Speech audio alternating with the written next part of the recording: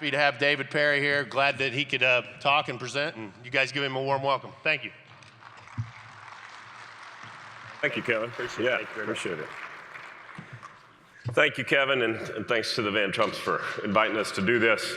I have a little bit of a cold, as you can probably tell, so I apologize for my voice. Hopefully it'll make it for the next 30 minutes or so.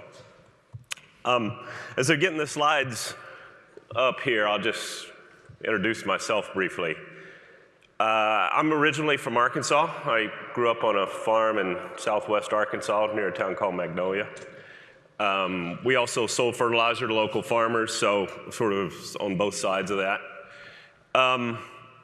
So that's the way I grew up, and then I went on to do other things. I have a chemical engineering degree and an MBA. And the last 20 years of my life, really, I've been starting and running technology companies. And when we sold the last one of those to Pfizer, I had the opportunity to sort of step back and think about what I wanted to do with my life. And I decided to focus on agriculture, primarily because I thought the problems and opportunities of food and agriculture are some of the largest we've got as a society and as a planet. And at the time, I thought of 4 of those. Basically, how are we going to feed a growing population? It's supposed to be 10 billion people by 2050. We need about 70% more food by then. How can we do it in a way that doesn't consume all the Earth's resources in the process? Meaning, how can we do it more sustainably? How can we do it in a way that's more consistent with human health? And then finally, how do we do it in a way that farming is an economically attractive occupation? We focus on farm profitability. I mean, ag is arguably it's one of the biggest industries in the world. It's arguably the most important. And yet, a whole bunch of practitioners of farming are living, aren't as rewarded as much as you think we should be. So I'll cover a little of all of that in this presentation, but focus especially on the farm profitability piece. I'll do a single slide as sort of an overview of Indigo. We're just about a 4.5-year-old company. We were started in 2014. We were really started around microbiology, and all of that, our R&D and our technical employees are all based in Boston, which, if you're going to be world-class in microbiology, Boston's a good place to be. All of our US commercial operations, though, are in Memphis. So that's where sales, marketing, agronomy, all that stuff is, and that's where I live. We have offices in North Carolina, as well as Argentina, Brazil, Australia, and recently announced a joint venture in India. In that 4.5-year period, we've raised about $650 million, and we now employ about 700 people. Like most technology companies, we spent the first few years just working on technology, so we didn't have anything to sell. The first year we had anything to commercialize was last year. We were on about 55,000 acres. Most of that was wheat. And this year we're on about 1 million acres across corn, wheat, soy, cotton, and rice.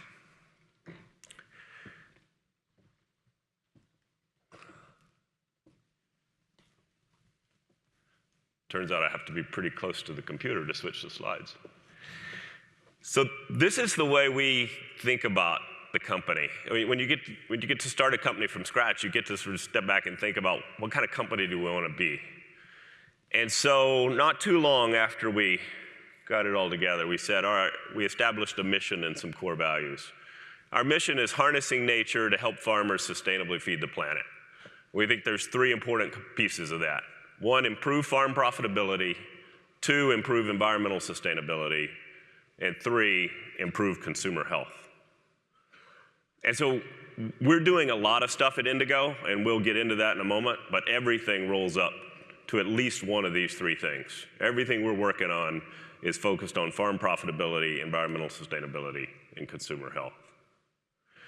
And the reason we decided to focus on these is, in part need. innovation in agriculture has really plateaued, especially in the last 15 years or so. So in fertilizer, that's no surprise. Not really much of anything has happened in the last 40 years in fertilizer. Chemistry's better, but not a lot better. There were enormous innovations in chemistry after World War II, and it really fundamentally changed farming. But there's only been one new chemical entity approved by the EPA since 2000. Everything else is a reformulation of existing actives. It's almost impossible to get a new chemistry approved now. And so the innovation there has lagged. And the same is true in germplasm. I mean, we're still seeing improvements in corn yields from breeding year over year, but that's about it. I mean, a soybean seed today doesn't yield much more than one did 15 years ago, and that's certainly true in wheat and rice as well. And then if you think about traits, this is where most of the innovations come from recently, and it obviously fundamentally changed agriculture in the mid-90s when we came out with BT and Roundup Ready traits. But everything since then has been mostly an iteration on those first ones. The promise of drought-resistant traits or yield improvement traits have never really materialized. So, not surprisingly, when innovation plateaus, so does revenue. And so the companies that produce those technologies have started to merge in order to be able to cut costs and continue to drive profitability to the bottom line. So as you know, Dow DuPont, Syngenta and ChemChina and Monsanto and Bayer are all now the same, now 3 companies rather than 6. And with that, of course, comes an enormous amount of pricing power.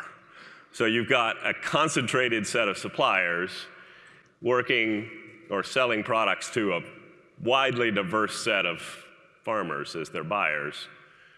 And the result of that is prices have gone up in spite of the fact that, as we just showed in the previous few slides, innovation has not improved. So this is the same 40-year period. The red line is yield per acre, which has improved over 40 years, partly due to inputs, but partly because we know better how to farm now than we did 40 years ago. You can see the input prices have gone up about 350% over that same period. Most of that happened since 2000. And this example is corn specifically, but the shape of the curves are the same whether we're looking at any of the major grain crops. This is true for equipment as well. I haven't spent as much time on this analysis, but the red line there again is commodity price. So corn over the last 40 years has gone from a little less than $3 a bushel to a little less than $4 today. Meanwhile, the cost of equipment on a per acre basis is up about 8x.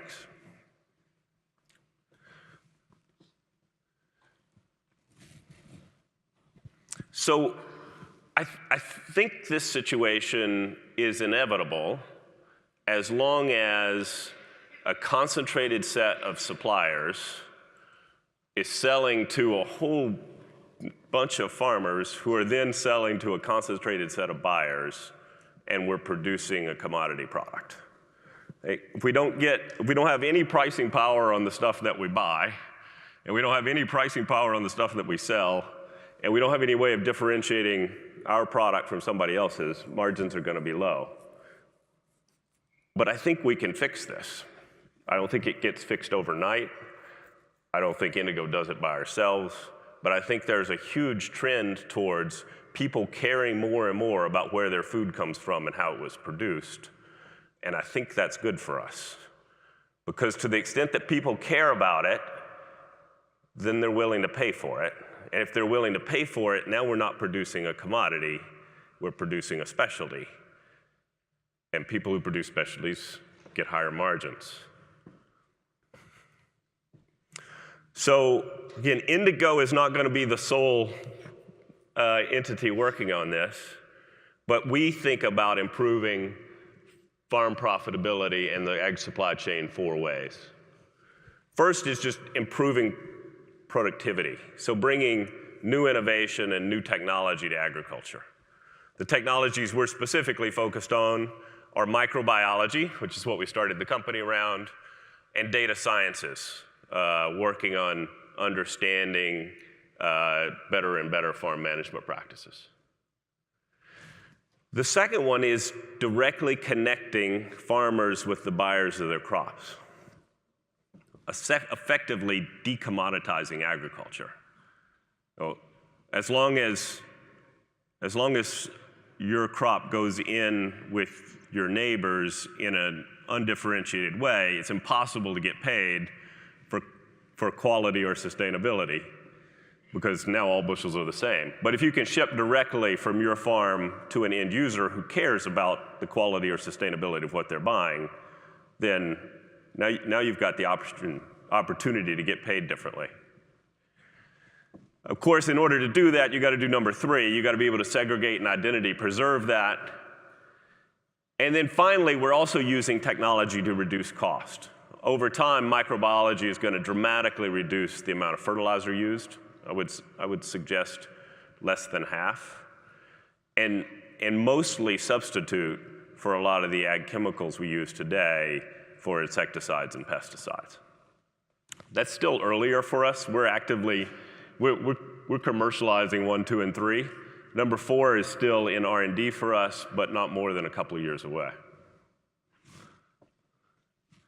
So I'll spend a couple of slides on microbiology. The genesis of our science came out of human health. And the human microbiome is probably the most important human health discovery in the last 10 years. It's this realization that the microbes that live in and on our body have an enormous impact on our health and well-being and ability to fight off disease. And as a result of that, there are a whole bunch of drug companies working on drugs that aren't really drugs at all. They're little capsules of microbes intended to improve our health. That same concept is what we're applying to agriculture. What we realized is that, or what we realized from the human health work is that every living thing contains microbes, and those microbes have a synergistic effect on that living thing and help us fight off disease, help plants deal with stress, help them fight off insects. And so most of our early work has been on environmental stress, helping plants do better under dry conditions, salty soils, and increasingly we're focusing on bioinsecticides and biofungicides as well. This is an enormously difficult task. There are about a trillion microbes that could impact plants. And so figuring out which ones actually do and then turning them into products is enormously complex. We employ about 200 scientists with master's and PhD degrees. We do a whole bunch of genomic sequencing to find these microbes. But once we do, the path to approval is really short. Unlike traditional ag products like chemistry and traits, which can take a decade or more and hundreds of millions of dollars, we actually get products to market in 1 to 3 years in sort of single-digit millions of dollars. And that means that we can iterate. We can go really fast. The product that we had last year in winter wheat had about an 8% yield improvement. In this most recent year, we had about a 12, almost 13% yield improvement. Because we can figure out what we did well last time, do more of that, and stop doing the things that didn't work as well. And this is an example of that data. So first of all, this will look different than most yield data you've seen. It's because we did this on commercial fields. So this is not small plot trials. This is not field trials. This is across 40,000 acres of winter wheat in the High Plains region. We use satellite technology to estimate the yield results. We're able to calibrate that because we know the yield results on the fields that we were on, and then used that same methodology to estimate fields nearby. And you can see in this graph on the left, across the bottom is yield in bushels per acre, and the y-axis is probability. And you can see that on average, the Indigo fields did better. In fact, the average yield improvement was 12.7%. We also did do some from small plot trials, and those showed 13%. So there's a good agreement there. On the right-hand side, we also improved the protein content of that wheat. So the three graphs are the three states, Kansas, Texas, and Oklahoma. And on average, we improved protein content by about 1.1%. Depending on the year, of course, that's pretty valuable. That's the power of microbiology. And it's really just getting started. I mean, we're scratching the surface on what microbes can do today. In 19, we'll be introducing nutrient use efficiency, so allowing farmers to be able to use less nitrogen. And 2020 and beyond, we'll introduce bioinsecticides and biofungicides. So moving from microbiology to marketplace. We announced this in the middle of September, so it's still relatively recent. And the concept is the decommoditization of agriculture. How can we directly connect the buyers of your crops with the people who produce them, and allow the buyers to put out exactly what qualities they're looking for, and farmers who have those qualities or can produce those qualities to meet the needs. So an example, there's a flour mill in northern Kansas that, if you look on Marketplace today, there's a 50 to 75% premium for wheat grown from certain seed varieties. So that flour mill believes that those seed varieties produce a better quality of milling wheat and better quality of flour. And they're willing to pay more for it. In order to do that, of course, you've got to be able to trace that wheat all the way back to where it was grown and what got planted. But these are, it's Mint and Monument. These are common wheat varieties that only through Marketplace do you find out that there's a buyer who's willing to pay a premium for that, for doing things that you might have been doing anyway. I have to walk back over here to switch the slide. So Marketplace works as you might imagine. We directly connect buyers and sellers, and there's also a number of elevators using it. In fact, much more than we would have thought just a few months ago. Probably half of the activity in Marketplace right now on the buy side is coming from elevators. So I said we announced Marketplace in September, but we really launched it internally on June 1. And the hardest thing about any marketplace is, how do you get buyers and sellers? How do you get to critical mass? On day one, you're of no use to a seller until you have buyers. But of course, you're no use to buyers until you have sellers. So you've got to get both over time in order to create anything that's valuable. This is the fastest adoption of anything I've ever been associated with in 20 years of running technology companies. So in what's now 5 months, we have nearly $10 billion worth of supply, $4.5 billion worth of demand. About 5,000 farmers have signed up and put inventory in the marketplace. Several thousand buyers are placing bids. There's about $1.2 billion worth of open bids in marketplace today. And that is satisfying, but not nearly enough. Despite those big numbers, critical mass is really a hyper-local thing. Doesn't do any good to have wheat in Kansas if your buyer wants corn in Georgia. And that's true all the way down to about a 50-mile radius. So while these numbers are big, we're not there yet.